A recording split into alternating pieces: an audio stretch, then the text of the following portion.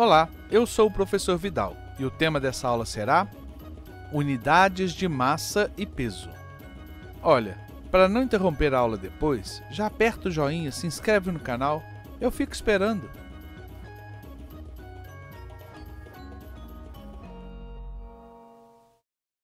De novo, temos duas grandezas que se confundem no dia a dia.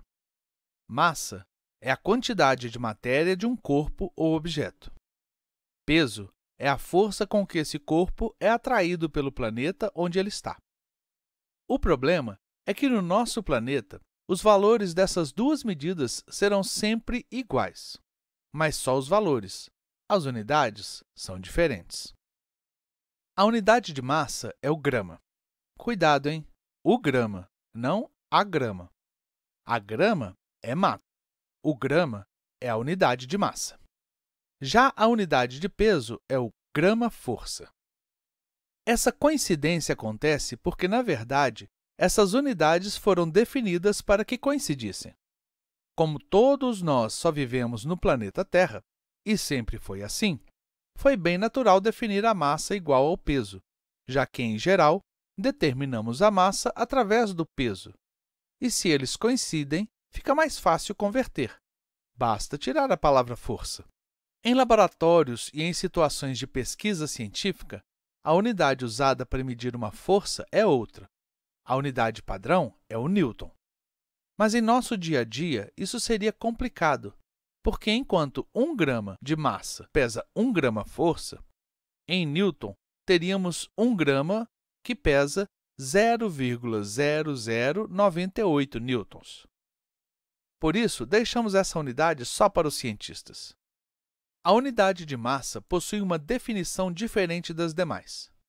A definição é de um de seus múltiplos, o mais usado, o quilograma.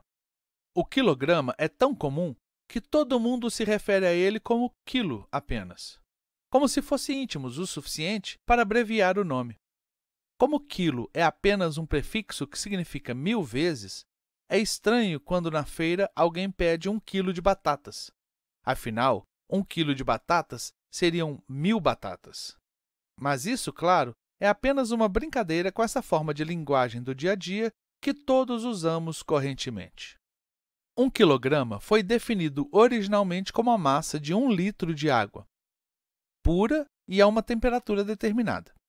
Como a água, por mais que se tente, nunca será completamente pura, percebeu-se que essa definição não era muito precisa. E em 1799, trocou-se a definição do quilograma por um cilindro metálico que passou a ser o padrão oficial do quilograma e conhecido como o grande K. Em 2019, a definição de 1 quilograma foi alterada mais uma vez, e agora ela é baseada na constante de Planck, uma constante universal e imutável no tempo e no espaço, e que por isso serve à perfeição para manter um padrão imutável para o quilograma. Mas a constante de Planck é uma constante sobre energia, e usando ela podemos equilibrar uma balança. Sendo assim, temos uma definição de peso e não de massa. Mas isso não importa tanto, pois, como dissemos antes, o peso de 1 quilograma-força é dado por uma massa de 1 quilograma. O quilograma é um dos múltiplos do grama. 1 quilograma-força são 1000 gramas-força. 1 hectograma-força são 100 gramas-força. 1 decagrama-força são 10 gramas-força. 1 decigrama-força é 1/10 do grama-força. 1 centigrama-força é 1/100º do grama-força. E 1 miligrama-força é 1 milésimo do grama-força. Todos os prefixos podem se adaptar às diversas unidades. O quilograma possui um múltiplo especial, a tonelada, que é equivalente a 1000 quilogramas, ou 1 megagrama. Só vamos perceber a diferença entre massa e peso quando saímos do planeta e vamos a outros corpos celestes grandes o suficiente para gerar uma força gravitacional sensível. Um meteoro ou asteroide são, em geral, pequenos demais para que pudéssemos sentir sua gravidade. Mas a Lua é grande o suficiente. Apesar de ter gravidade própria, sua força é bem menor que a da Terra. Assim, uma pessoa com massa corporal de 80 kg pesará aqui na Terra 80 kg força. Mas essa mesma pessoa, com os mesmos 80 kg de massa, se levado para a Lua, sentirá seu peso diminuir, mas não a sua massa. Na Lua, essa mesma pessoa com 80 kg de massa irá pesar apenas 13,23 kg força. Melhor que qualquer regime. Mais interessante ainda é que, quando o astronauta está no meio do caminho entre a Terra e a Lua, ele está longe de qualquer corpo grande o suficiente para exercer gravidade sobre ele, e por isso ele flutua dentro da nave, porque nesse momento o seu peso é zero. Mas não se engane com a gravidade. Apesar de não ser forte o suficiente para atrair a massa de uma pessoa no meio do caminho entre a Terra e a Lua, é essa mesma gravidade que mantém a Lua girando em torno da Terra, e os dois girando em torno do Sol, sem escaparem pelo espaço afora. É possível estimar a massa do planeta Terra, e acredita-se que ela seja de 5 septilhões, 972 sextilhões, 200 quintilhões de quilogramas ou meros 5.972,2 iotagramas.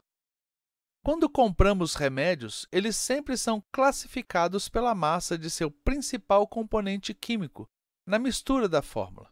Encontramos remédios de 500 mg ou de 0,5 mg, ou até menos em alguns casos. Também é possível determinar o peso médio de uma bactéria que vive dentro do seu corpo. Aproximadamente 0,70 seguidos e 25, ou seja, 25 bilionésimos de 1 miligrama, ou 25 picogramas. Mas, de novo, não se engane. São tantas bactérias que vivem em nosso corpo que, juntas em uma pessoa com aproximadamente 60 kg de massa, elas pesam 1 kg força. E como as bactérias vivem em todo tipo de lugar, os cientistas acreditam que metade da massa de tudo que é vivo no planeta são apenas bactérias. Então, agora já sabe, né? O que falta é o exercício para vocês. E se não fizer, não pode dizer que aprendeu. Vamos lá, dá essa forcinha. Antes que você esqueça de novo, aperta o like, dá esse joinha para mim, se inscreve no canal, que só assim você vai receber as notificações das próximas aulas. Aproveita e compartilha essa com os amigos. Vou deixar esse quadro parado um tempo para você copiar os exercícios, e se não for o suficiente, aperte o pause. Se tiver dúvidas, pode perguntar nos comentários que eu sempre respondo. Bom estudo! Então, por enquanto é isso. Até a próxima!